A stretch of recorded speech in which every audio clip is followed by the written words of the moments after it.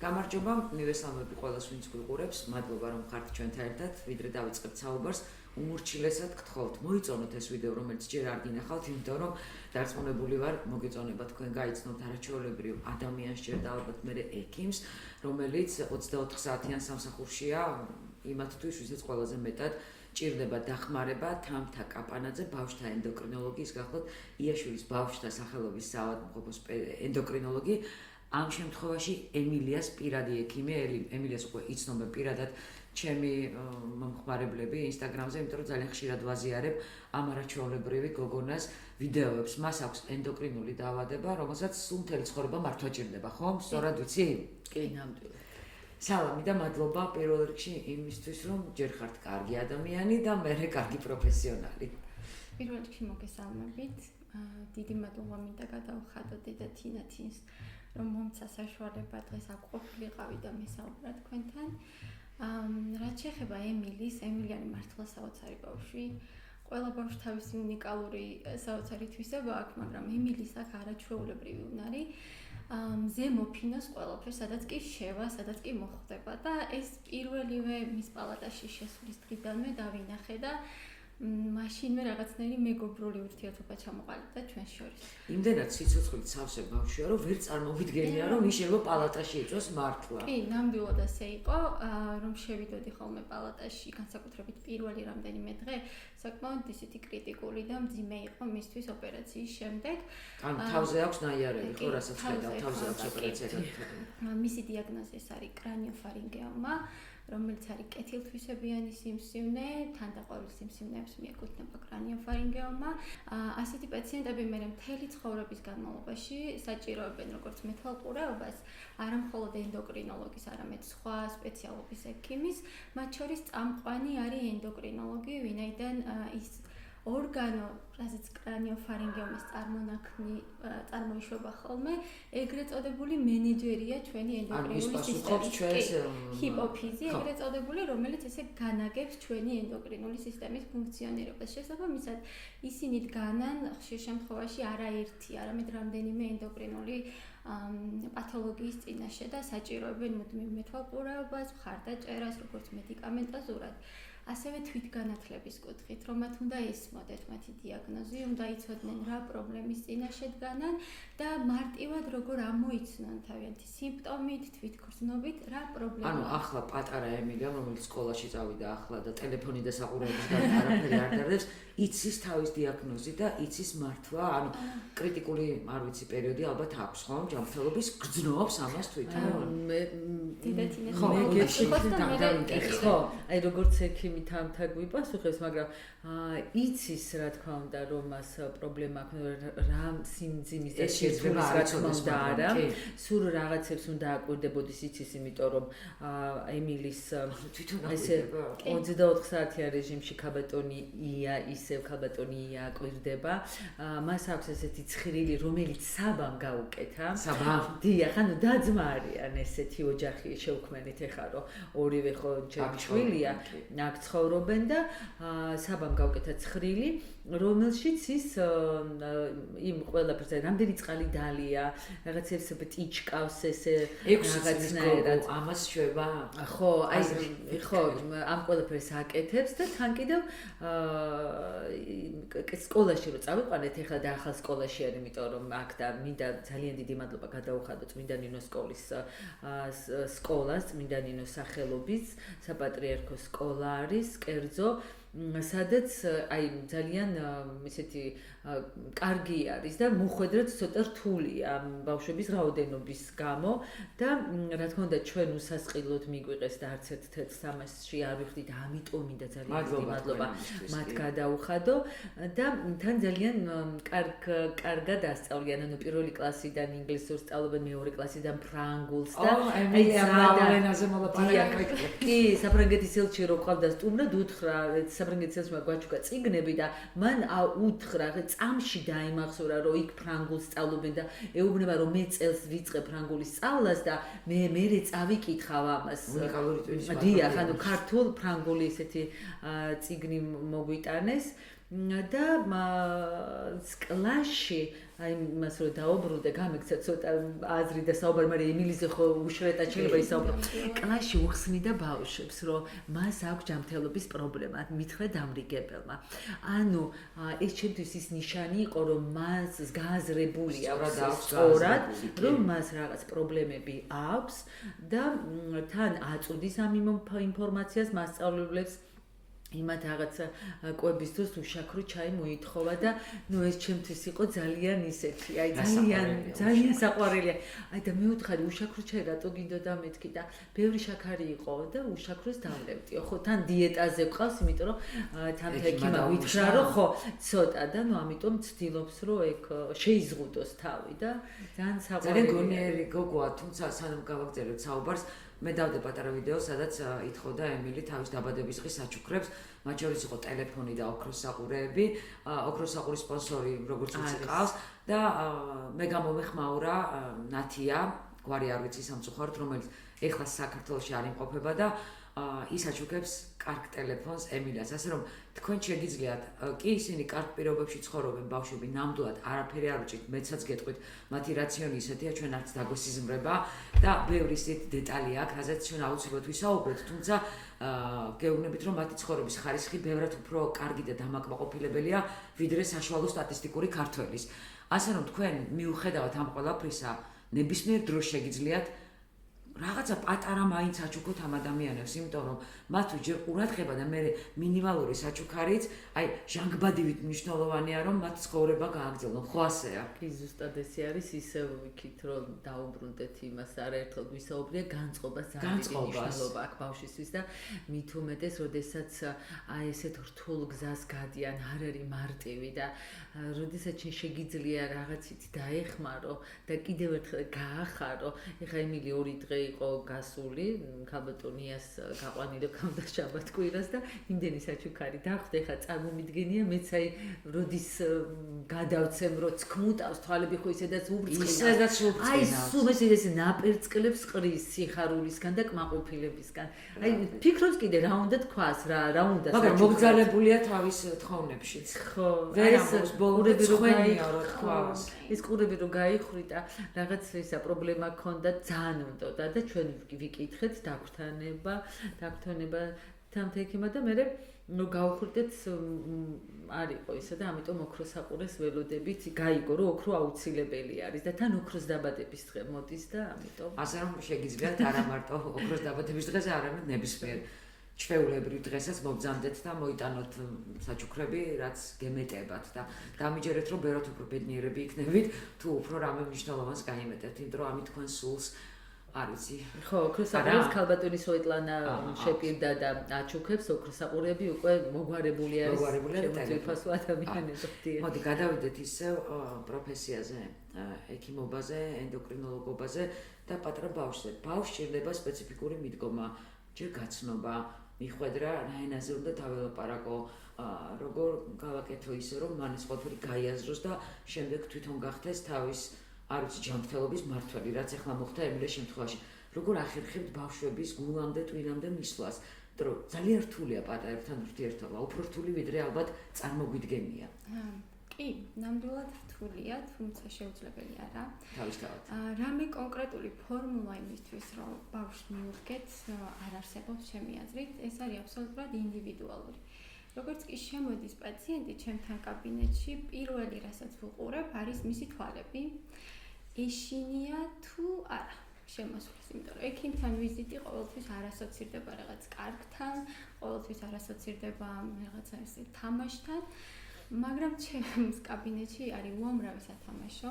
როგორც წესი თუ პატარა ბავშვს ველოდები ვიზიტზე, ხალაც არ ვიცმევ, ვცდილობ ხალათი არ შავიცვალო. არ იფიქროს, რომ აი ახლა მე შეიძლება იქ სხვა რაღაცა სამედიცინო რამე მქონდეს მანიპულაცია, ნემსი ან რაიმე მსგავსი და როგორც კი შემოდის, მე უკვე ვიწყებთ მეგობრობას. შევიწყოთ თამაშს, მეგობრობას, მე პარალელურად მშობელს ვთხოვ და ასე მე მარტო არ ვიქცევი სხვა ჩემი არაერთი კოლეგაც, მშობელს ვთხოვ, რომ თან მესაუბროს, მომიყვეს რის გამო მოსული, რა კონკრეტული ჩივილი აქვს და მე პარალელურად ბავშვთან თამაშის პერიოდში ვცდილობ გავსინჯო ის შევაფასო რაღაცა ობიექტურად, სხვადასხვა მის და მიხედვით რა ჩივილით არის მოსული და აი ამ თამაში მე შენ და მინ ნდობა უჩნდება და ნდობა ალბათ არის ყველაზე მნიშვნელოვანი არა მარტო იმისთვის რომ თქვათ ჩემთან მოსვლო მეორედ ეს იამოვნოს და უკვე შიშით აღარ შემოვიდეთ არამედ კეთილსაიმედო გამოსავლისთვის რომ თუ მე ნდობა და ჩემ და მინ ნდობა აქვს შესაბამისად ნდობა იქნება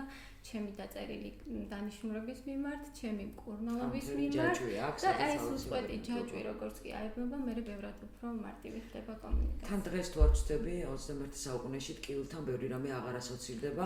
თავარი შიშის ზარს გვცემს ხოლმე თვითონ შენობა და თქვა თეთრხალათიანი ექიმები, ხო? რაც არის რომ აი შემოდის ოთახში და რას ხედავს? შენ ხალათი თუზი ხარ და გარშემო მარტო წიგნებია წყვია და არაფერი სხვა. რაღაცნაირად მაინც ბავშვს უჩნდება შიში რომ ხა აქ სხვა რამეც ხომ არ მელოდება. როგორც კი შემოვა შენთან და შენ ხვდები როგორც ჩვეულებრივი ადამიანი რიგითი, რომელთანაც შეუძლია მივიდეს და ითამაშოს. სათამაშო ნახოს, ასე ვთქვათ, რაღაცა გასართობი, იქ უკვე მე მარტივად იწყება კომუნიკაცია. მაგრამ კიდე არის ერთი რგოლი მშობელი და ეს არის არ ვიცი ალბათ უფრო მძიმე, იმიტომ რომ პატარა ბავშვთან მოლაპარაკება რაღაცაზე უფრო ადვილია და მშობელი რომელიც სასოწარკვეთილია და მას თითქოს აღარ აქვს ხედვა რა შეიძლება მოხდეს, რასაც დედათიანთი აკეთებს ყოველდღე ამას როგორ მშობლებთან როგორ ამყარებთ ურთიერთობას აი ასეთ რთულ დროს რასაც 5-იანზე აკეთებს დედათი და 10-იანზე თანამედროვე შეფასების სისტემა 10-იანი პლუსით ეკუთვნის დედათინათის როლს, იმიტომ რომ მართლა შეუფასებელია და რომ მეცადო ხა სიტყვები მოვწევინო და რაღაცნაირად ჩემი როგორც რიგითი მოქალაქის მადლიერება გამოვხატო იმ ქმედებების მიმართ, რასაც ქალბატონი აკეთებს, ალბათ ცოტა რთული იქნება და ჯობია რომ ამისგან თავი შევიკაო. მხოლოდ მადლობის თქმა შემიძლია მისთვის, რაც შეეხება მშობლებთან კომუნიკაციაც, აქაც პირველი რგოლი არის ნდობა. პირველი რგოლი არის ნდობა, რომ შენ მას უსმენ პირველ რიგში, უნდა მოусმინო. შესაძლებელია რაღაცა ისეთი თქვას, რომ რაღაც სამედიცინო სტანდარტებში არ ჩაჯდეს და ის შენთვის რაღაცნაირად არ იყოს ესეთი. ყველა ხომ არ ვარ მოწოდების სიმაღლეზე რომ ვიცაუბროთ მაგას გულისხმობ, რომ მაქსიმალურად უნდა მოისმინო მისი აზრი, არის თუ არა ეს ჯანსაღაზრთან ახლოს თუ დაშორებული ამ ჯანსაღაზრს, უნდა მოусმინო, მოსმენის შემდეგ შენი აზრი გაუზიარო და როგორც კი ნდობა ჩამოყალიბდება, მე უკვე მარტივია, უკვე მშობელთან კომუნიკაციაც და მარტივი ხდება. ყველაზე მთავარი მაინც ეს ემპათია არის, თუ ან გაქვს ან არა გაქვს. და ამას ხო ვერ ისწავლი და ამიტომ მე ყოველთვის ვამბობ, რომ აი რაღაც პროფესიონალური კუთხით ადამიანის გაზრდა შესაძლებელია, შეისწავლის და რაღაც უფრო მაღალ საფეხურებზე ავყრე. თუ ადამიანობა არ აქვს, ამას ვერ შეასწავლის, ან გაქვს ან არ გაქვს და მით უმეტეს უყოთვის მიკვის, როდესაც მიდიხარ და მით უმეტეს პედიატრი, ექიმი უნდა იყო. აი ყველაზე რთული არის ჩემთვის, იმიტომ რომ ბავშვი ვერ გეუბნება ზუსტად, ვერ ხსნის, ხო ყოფილა რომ ჩვენ თვითონ რაღაცა გვაწუხებს, მაგრამ ვერ ხსნი, ხო? აი ვცდილობ რაღაცნაირად, მაგრამ ვერ ხსნი ზუსტად, ახლა ექიმი უნდა მიხვდეს. აი ყველაზე რთული ჯერ ექიმი ხო ძალიან ისეთი პროფესია არის, თან ძალიან ამაღლებული, ძალიან არ ვიცი მე. ჩემთვის ძალიან ისეთი არის, აი ადამიანის ღმერთი, ხო, აი ღმერთზე ხარ დამოკიდებული და მე ექიმი წაი.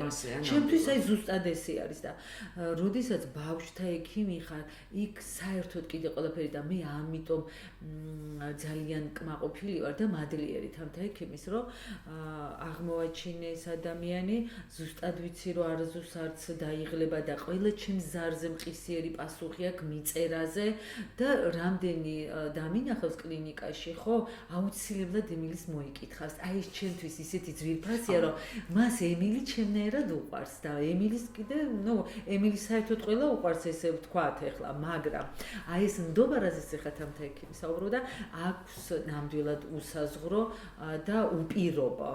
იცის ზუსტად აი ესე თქვა და ესე არის და მორჩა და რაც მე მადლიერი ვარ და პირიქით მე ძალიან დიდი მადლობა რომ ესეთი საოცარი და კარგი ექიმი ყავს ემილის, არაფერს არ მეშინა. ასეთი პაციენტები, აქ ჩვენი მენეჯერი რომელიც ის, მათ შორის ეს მენეჯერი ამუშავებს ის პატარა და ძალიან მნიშვნელოვანი ენდოკრინულ ორგანოს, რომელსაც ქვია თირკმელზა და ჯირკვალი.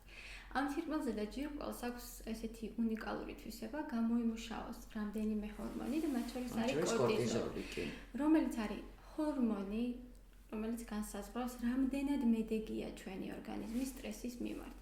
ეს სტრესი არის არა მხოლოდ ფიზიკური სტრესი, არამედ ნებისმიერი სახის ავადობა, ნებისმიერი სახის ტრავმა, ფიზიკური იქნება თუ არა ეს ფსიქოლოგიური სტრესი. შესაბამისად, ემილის გამომდინარე იქიდან, რომ ის ძირითადი დაავადების გამო ჰიპოფიზი არის დაზიანებული, ეს კავშირი ჰიპოფიზსა და თირკმელსა და ჯირკველს შორის არის დარღვეული. შესაბამისად, ის მუდმივად საჭიროებს ჰიდროკორტიზონით, ან ხელოვნური კორტიზოლის ჩანაცვლების თერაპიას. კი, მუდმივად. მაგრამ ნახეთ, ჩვენ ვაწვდით ფიზიოლოგიურ დოზას, მაგრამ როცა ემილი სტრესშია, როცა მას აქვს რამე ავადობა, როცა მას შეიძლება ღმერთმა არქმას და შეემთხვას რაიმე სახის ტრავმა, მას სჭირდება გაორმაგებული და გასამაგებული დოზა ჰიდროკორტიზონის, იმიტომ რომ მისი ორგანიზმი ამას ვერ გაუმკლავდება და ვერ შესაბამის პასუხს ვერ გასცემს. და ამას თვითონ აკონტროლებს პატარა ემილი. არა, აი ზუსტად ეს არის. აი დავავიწყდე ახლა რასაც იტყვის თამთა. ხო, ზოგადად ევროპის ბავშვთა ენდოკრინოლოგიის ასოციაციამ წლების წინ დაამზადა სპეციალური ბარათები პაციენტებისთვის, რომლებიც საჭიროებენ მუდმივ ჰიდროკორტიზონის ჩანაცვლებას, სადაც მითითებულია ეს, რომ ნებისმიერი სახის ტრავმის ავადობის დროს ეს პაციენტი საჭიროებს ინტრავენულად ან ინექციის ან კუნთში ინტრამუსკულარულად ინექციას ჰიდროკორტიზონის და ეს ბარათები ჩვენ და სასახელოდ ქართულ ენაზეც უკვე დავამზადეთ და ემილის აქ ერთ-ერთი ბარათი და ზუსტად ეს მინდოდა დედა თინთან და ემილის სკოლის ექიმთან რომ გაგვევლო, რომ თუ რაიმე სახის ტრავმა მოხდებოდა სკოლა, ბავშვები აქტიურად არიან ჩართულები, ან შეატყობენ რომ ემილის აქვს რაღაცა არ არის ისე კარგად როგორც ზოგადად გამოიყურება ხოლმე აქ რაღაცა ავადობა ეწყება, ტემპერატურა, მათ უნდა იცოდეს რომ ჭირდება გაძლიერებული დოზით ჰიდროკორტიზონი და ან უნდა მიაწოდონ პერორალურად თუ მას დალევის საშუალება აქვს, ან უნდა მისცენ კუნთში ან ინექციის სახით, ან მოვა პირველადი დახმარების ბრიგადა. ძალიან სერიოზული ისჭირდება. კი, არა, ძალიან დიდი ყურადღება სჭირდება და სერიოზული ემილის, ხო ესეთი აქტიურია, ესეთი ის არის, ხო და ამის უკან დიდი ბევრი პროცესი არის, ძალიან ბევრი მედიკამენტს ღებულობს და დაკვირვება 24 საათიანი და მე ასევე მინდა ძალიან დიდი მადლობა გადაუხადო ქალბატონ ია ბარამიანს, ვინც არის მისი 24 საათიანი ესე ვთქვათ მომვლელი.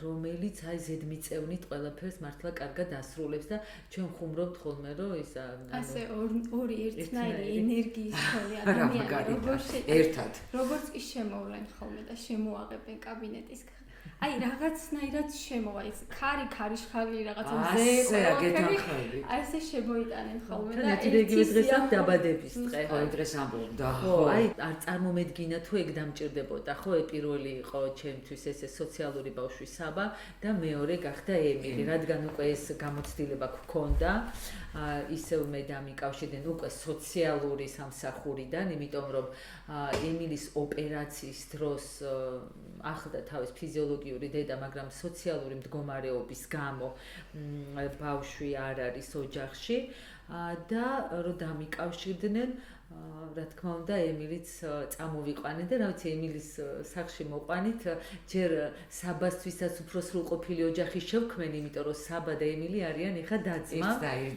ხო და ძალიან დიდ ყურადღებას აქცევს საბა ასწავლის გაკვეთილებს თუ რამე არის აკონტროლებს ყურადღებას აქცევს და საბასთვისაც ძალიან კარგი არის და ემილის დილა სკოლაში რომ მიდიან და ქალბატონია რომ იყვება როგორ ემზადებიან რო იცმევენ თმას ის ჟელეს უსვამს რაღაც ძალიან ისე განსაკუთრებული კავშირი აქვს და ეგ ძალიან მიხარია ამიტომ რაღაცნაირად ემილისთვისაც უფრო კარგი არის აი არ მიყვარს ხოლმე ჩვენზე საუბარი და ის მერიდება კიდევაც ყოველ გადაცემაში მაგრამ ამაში მართლა დარწმუნებული ვარ რომ ემილის ჩვენზე კარგად ვერავინ ვერ მოუვლიდა ვერცერთი ოჯახი ორიოდე სიტყვას დავამატებ ჩემს მე ყველაზე ბოლოს ჩავერთე ემილის მართვაში ჩემს წინ იყო ძალიან დიდი ჯგუფი ექიმების, ნეიროქირურგების, ონკოლოგების, რომლებიც აქტიურად იყვნენ ყოველდღიურად რეანიმაციის განყოფილება, სადაც ემილი პოსტოპერაციულად მოხვდა და ხდებოდა მისი მართვა.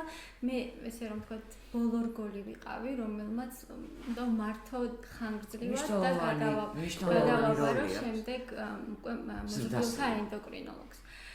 თუმცა ის პერიოდი, როდესაც დადგა, რომ ემილი უკვე მზად იყო, როგორც ჩვენ მიერ დადგენილი დოზებით ეს ტიტრაციით ხდება თანდათან მატება და უკვე გამოჯამრთელების გზას დადგა გადაწყვეტილების მიღების დრო, რომ სად უნდა წასულიყო ემილი და გულწრფელად ვამბობ, რომ ძალიან ვღელავდი და ვნერვიულობდი ამ ამბავზე. მე მარტო ამ წადადებაზე ავყავდი, ხა სად უნდა წასულიყო ემილი. იმიტომ ამას ძალიან დიდი მნიშვნელობა აქვს. ნახეთ, ემილი არ საჭიროებს მარტო ერთი მედიკამენტის მიღებას. ის საჭიროებს რამდენიმე მედიკამენტის მიღებას და ჯერ კიდევ ჭირდება მომავალში გარკვეული ინექციების დამატება მკურნალობაში.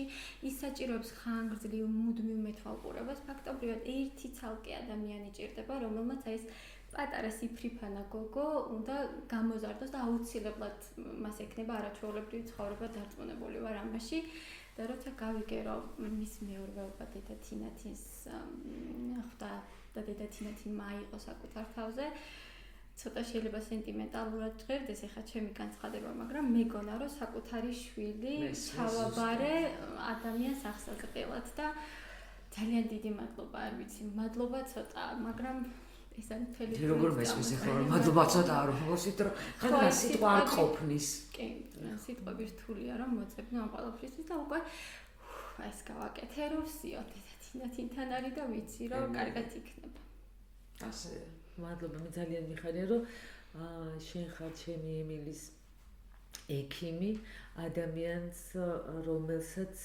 შიგნიდან გიყვარს ეს ბავშვი და არა მხოლოდ იმიტომ რომ შენი პაციენტი ეგ კიდე სხვა რამე არის სხვა ბმა აქვს ამ ყველაფერს და უზომოდ მე მიდება და სხვათა შორის სხვადასხვა განყოფილებებში მომიწია ამ ბოლოს რაღაც იაშურის კლინიკაში მოხვედრა და აი გავგიშთი ისეთი მაგარი გუნდი ყავთ რომ არ ვიცი აი აუცილებლად მინდა ვთხოვო მე ერთი გადაცემა რომ გავაკეთოთ ჩემს ვიცი ერთ-ერთ ახლობლის ბავშვის კავასაკის სინდრომის სწრაფად დაუდგინეს აი ამაზე გადაცემა მარტივი დასადგენი იმიტომ რომ გავრცელებული არის ყველაზე მნიშვნელოვანი არის დროული კი ვიცი რა და ამ დიაგნოზის დასმა და აი არ ვიცი გაუგნებული ვიყავი და რაც უფრო მეტს კიდევ ვხედავ და რაღაც სხვადასხვა განყოფილებებში შევიხედე დღეს იაშურის კლინიკა მართლა არის ძალიან აი ესე რა ვიცი ჯერ ხომ მოწინავე კი არა ერთადერთი არის ეს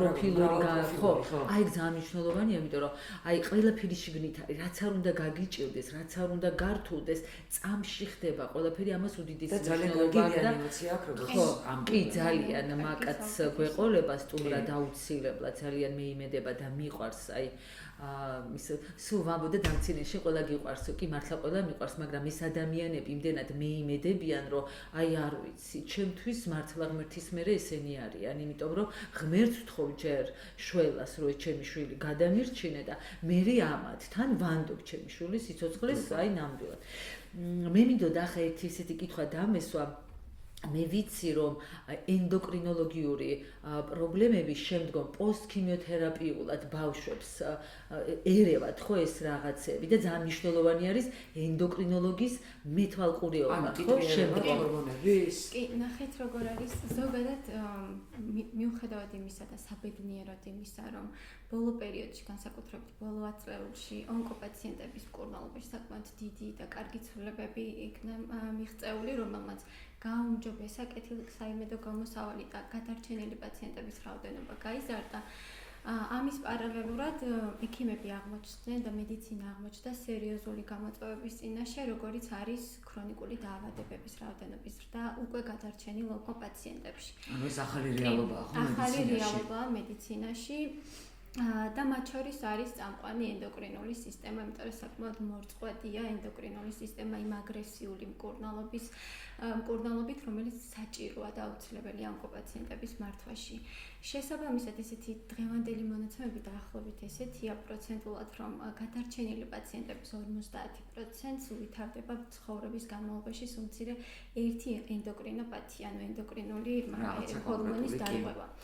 შესაბამისად ისინი საჭიროებენ ხანგრძლივ ცხოვრების ხშირად მუდმივ პერიოდით ენდოკრინოლოგის მეთვალყურეობას და ამ მეთვალყურეობაში ჩვენი ძირითადი როლი არის პირველ რიგში რომ რა თქმა უნდა შევაფასოთ როცა ბავშვთა მოზარდს ეხება, ჩვენ როგორც ენდოკრინოლოგები პირველ რიგში ვაფასებთ ანთროპომეტრიულ მონაცემებს, წონა, სიმაღლე, სქესობრივი განვითარება რა ეტაპზეა, შემდეგ უკვე ბაზალურ ჰორმონებს ვაფასებთ, რა თქმა უნდა, ჰორმონების დონეს რაღაცა კვლევების სახით და ამასთან ერთად ძალიან მნიშვნელოვანია დროული ამოცნობა პრობლემის. პრევენციული მედიცინას ვფიქრობ, ძალიან მნიშვნელოვანი როლია ზოგადად. რაც უფრო დროულად მოხდება ამოცნობა და პარალელურად დროულად მკურნალობის დაწყება, ეს კეთილსაიმედო გამოსავლისთვის ძალიან მნიშვნელოვანია, განსაკუთრებით აი მოზარდ ასაკში, როცა რაღაცა ლიმიტია დაწესებული, იგივე თუნდაც ჩვენ თუ ვისაუბრებთ ზრდაზე, თუ ვისაუბრებთ სქესობრივ მომწიფებაზე, იმიტომ რომ ამას გარკვეული ლიმიტი აქვს და საჭიროებს, რომ აი